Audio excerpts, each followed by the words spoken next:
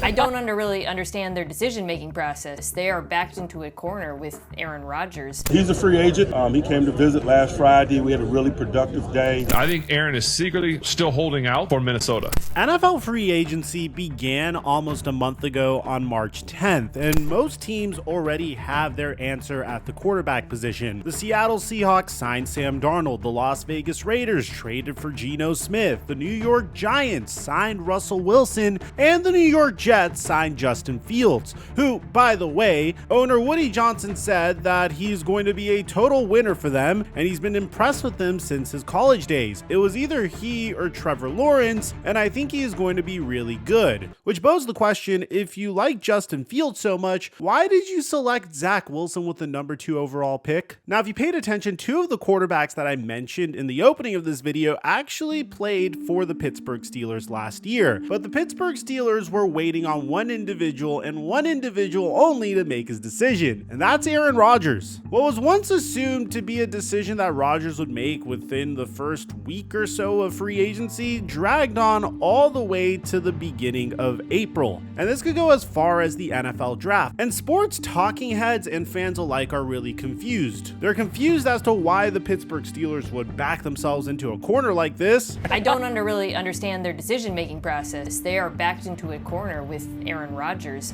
And they're even more confused as to why Aaron Rodgers would take this long. To me, this shouldn't be that hard, right? Like, the Steelers want you. The Giants want you. It's not that hard. Make the decision and live with it. The best part of all is Aaron Rodgers is really taking his time stirring the pot. On one hand, you could catch him walking on the beach with wired headphones and some individual just happening to be there taking a picture of him as he's pondering his future. On the other hand, he's throwing footballs and training with DK Metcalf, the Pittsburgh Steelers' newly acquired wide receiver. And this was done on purpose. I mean, Aaron Rodgers and DK Metcalf spent hours with each other, trying to become acquainted with one another and training together. There were multiple high-quality photos that hit social media, and even a video of Aaron Rodgers throwing the football to DK Metcalf about a week ago. So why would Rodgers do this? Well, this is what Ian Rappaport had to say about it. This was a planned throwing session. Sounds like it went very well, unless the Vikings do a complete about-face from what they've said publicly. That would be his only spot. Feels like a matter of time, but as you probably know, getting in the head of Aaron Rodgers and trying to figure out what he's up to is difficult. We'll sort of wait till it gets firm and final, but that's just my general feel on it.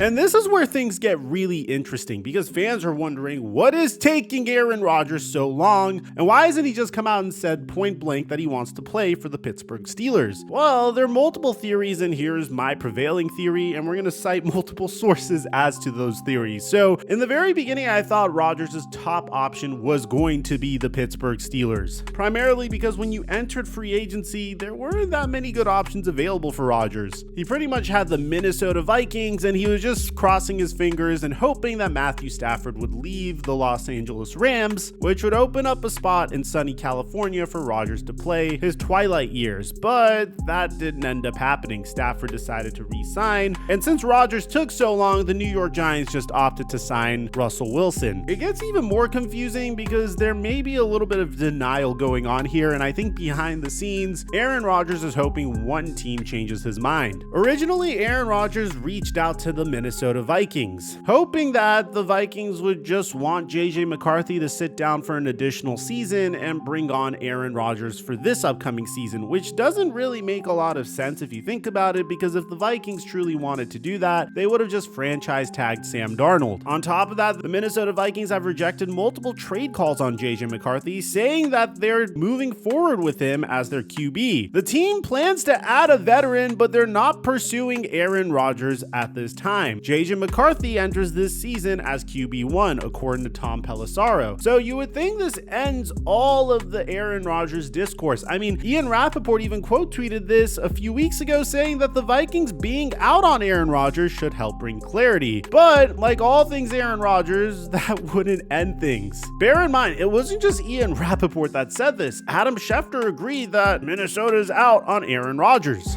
With Aaron Rodgers, we don't fully know. We can only surmise. Rodgers had his way. I believe that he would like to sign with the Minnesota Vikings. Do I think it's likely? No. But I just don't know that it's practical for the Vikings. This is a team that invested the 10th overall pick last year in J.J. McCarthy. Minnesota come around at some point in time and say, you know what? J.J.'s slow to come back from his torn meniscus last year. Could they then revisit Aaron Rodgers and say, you know what? This guy's going to give us a chance. Is it happening today or anytime soon? It doesn't sound that way. But this is where things got a little interesting. Literally 1 week later, the Minnesota Vikings said that they want J.J. McCarthy as their QB1, but they won't rule out further talks with Aaron Rodgers. So now you're starting to get an idea of what is taking Aaron Rodgers so long, and I really don't think I can blame him. On one hand, you have the Pittsburgh Steelers, who just traded for a brand new wide receiver number 1. It would have been really cute to see DK Metcalf reunite with Russell Wilson on the Steelers, but since the Steelers decided to wait so long, that's officially out of the window. And that's why today's video is sponsored by Rocket Money. Guys, lately the stock market has crashed, so I'm trying to save up as much money as I possibly can. And the number one way I wanted to do this was by finding subscriptions I don't use anymore and canceling them right away. And that's where Rocket Money comes in. Once you connect your bank account, Rocket Money identifies all of your subscriptions in a single list. From there, you can just select the ones you don't want anymore, and Rocket Money may be able to help you cancel with just a few taps. But that's not the only way Rocket Money has helped me. Rocket Money will automatically scan your bills to find savings. With just a couple of taps, Rocket Money can help negotiate your bills for you, from internet service to cable to phone bills. No need to worry about customer service calls because the app's negotiators will go to work for you. And Rocket Money has a proven track record that works. They've helped customers save up to $740 a year when they use all of the app's premium features. They've also helped customers save a combined $500 million in canceled subscriptions. And right now they're willing to give you a free trial when you use my link in the description down below, or go to rocketmoney.com/microphone to get a free trial and start saving money on unwanted expenses. And thank you, Rocket Money, for the sponsor. The Minnesota Vikings are without a doubt one of the most attractive destinations for a quarterback. If you take a look at not only their offseason, but the overall makeup of their team, it's easy to see why. This is a team that doesn't have a single flaw on its roster and has made huge moves in free agency. It's like the perfect combination of calculated risks and flashy acquisitions. I mean, for instance, they decided to take a flyer on former number 3 overall pick Jeff Okudah. They decided to bring in explosive, speedy wide receiver Rondale Moore, who ran a 4.32 40-yard dash at the combine in 2021. He missed all of 2024 with injury. They already had Aaron Jones, but on top of that, they decided to trade for Jordan Mason, bringing the perfect complementary back alongside Aaron Jones, in the event that Aaron Jones decides to take a step back this season, giving up the 160th pick in the 2025 NFL Draft for the 49ers' 187th pick, in addition to sending a 2026 6th-round pick to the San Francisco 49ers, and then signing Jordan Mason to a 2-year, $7 million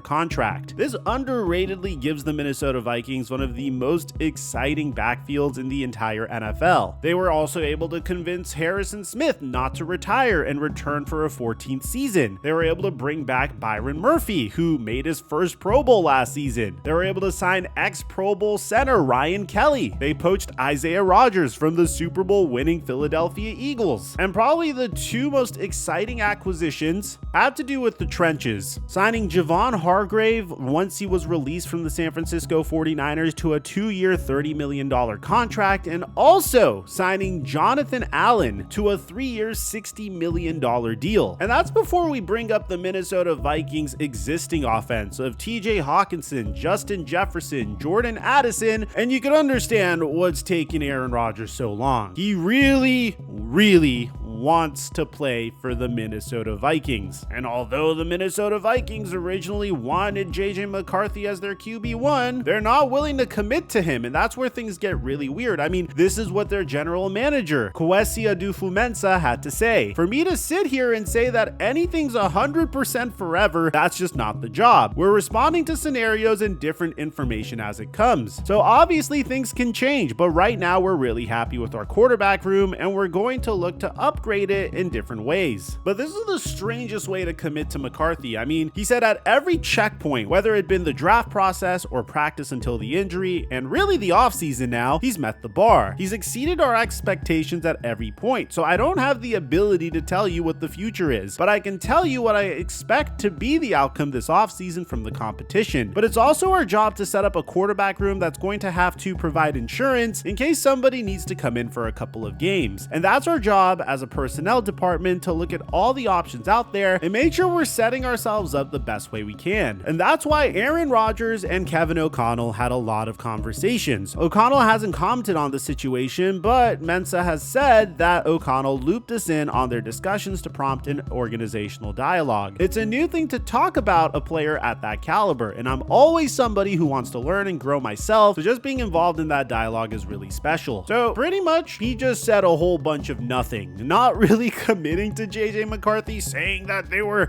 very impressed with JJ McCarthy's development, and not shutting the door on Aaron Rodgers. And this wouldn't be the only interview he would give. There would also be this article by Nick Shook of NFL.com, where he would provide this comment on JJ McCarthy. Right now, given all of our scenario planning, we're happy with our room, and obviously we're going to talk a lot about JJ McCarthy. But Brett Ripien, who's someone we brought in last offseason and we thought made a lot of great decisions, quick decision making, processing, and better athlete than people give him credit for, accurate passer, so we're excited about him, and we're always going to keep looking to see if we can upgrade that position, just like every other position. Honestly, when you just read this article, you realize how much of a mastermind the general manager of the Vikings is at deflecting. Someone asked, would Rodgers be seen as competition or just a veteran backup? And his response is just insane. You want to solve for a lot of things. You want competition, you want the ability to play if they're not the starter, all those different things. You're just going to solve for a lot of different dynamics. I'm not going to say that's specific to Aaron, just generally what you're trying to accomplish in the decision. So you get an idea of what's going on here, because it seems like the Minnesota Vikings envision Aaron Rodgers as potentially a high-end backup, maybe a bridge quarterback just in case JJ McCarthy goes down, and they want to pay him as such. And Aaron Rodgers may not be so down with that. Adolfo Mensa also said, I think we got to a place where we just said everybody was transparent, but right now we feel good about where we're going, and that's really how it ended. It's ultimately up to him. It's hard to talk about a player who's not under contract for our team and who isn't a member of this team. It's ultimately up to him and what he decides to do with his future, but that's kind of where we left it. And that's what's taking Aaron Rodgers so long. And this isn't the only indication of the Vikings leaving the door open. On the Pat McAfee show, it was also brought up. Waiting until the draft, I haven't really thought about that. I cannot imagine that would be the case. What would that do for him? Right now, it looks like Pittsburgh is an option and the Vikings are possibly an option. Yes, that is kind of what and retirement, obviously. So retirement, Pittsburgh, and then the Vikings haven't said no. That's right.